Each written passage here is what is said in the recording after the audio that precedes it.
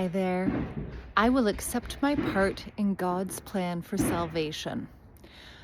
So, today's lesson ultimately is telling us that despite our ego chirping at us about why we're not good enough and why we're not smart enough and why we're not young enough and why we're not capable enough, the ego is always chirping at us.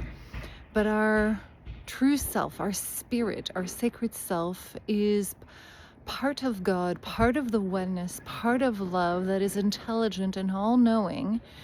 And actually, if we could accept the truth about ourselves and know how big and beautiful and bright we are, then actually the ego would be quiet and would go away.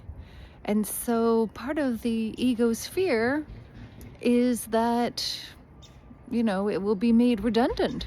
So that's why it's always chirping at you and always telling you, why you can't.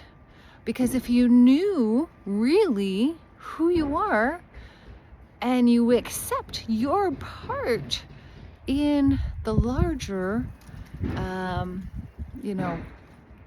interplay, you're boundless.